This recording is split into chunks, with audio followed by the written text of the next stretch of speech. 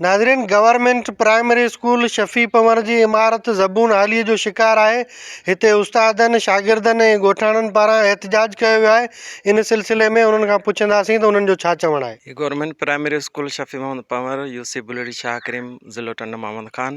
हिते तक़रीबन 100 जे लॻभॻि ॿार जेके आहिनि उहे स्कूल में तइलीम पिराए रहिया आहिनि ऐं स्कूल जी इमारत 2004 ईस्वी में तइमीर थी हुई, जेका 2022 जे बरसातुनि में ज़ुबून हाली जो शिकार थी वई आहे। स्कूल जी छित मुकमल डैमेज थी चुकी आहे ऐं दीवारुनि में ॾार पइजी विया आहिनि ऐं ॿाहिरीं चौदीवारी मुख़्तलिफ़ जॻहियुनि तां किरी पई आहे ऐं हर वक़्तु चापड़ किरण जे करे ॿारनि खे ख़तरो रहे थो। त स्कूल जी बिल्कुलु ज़ुबून हालत आहे, दीवारूं किरी रहियूं आहिनि, छापरा किरनि पिया। सुभाणे को न को जानी नुक़सानु थी सघे थो। इन गुज़िरियल इलेक्शन दौरान अब्दुल करीम सूमरो असांजे ॻोठु वर्क ते आयो, उन वाइदो कयो त असां इहा बिल्डिंग तइमीर कराए ॾींदासीं, उन को बि वाइदो वफ़ा न कयो अञा ताईं। अर्ज़ु था करियूं असां जेको हींअर MP आहे खुरम करीम सूमरो, उन खां त महिरबानी करे हीउ मसइलो असांजो जाइज़ हल कयो वञे। मथां स्कूल जी इमारत किरी रही आहे, सॼा ॾार पई आहिनि।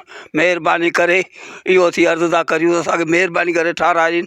असांजे स्कूल में रोज़ु चापड़ किरंदा आहिनि, महिरबानी असांखे स्कूल असांजो ठाराए ॾियो। असांजो स्कूल किरी रहियो आहे, चारों तरफ़ चापड़ लही विया आहिनि, असांजी महिरबानी करे असांजी स्कूल ठाराए।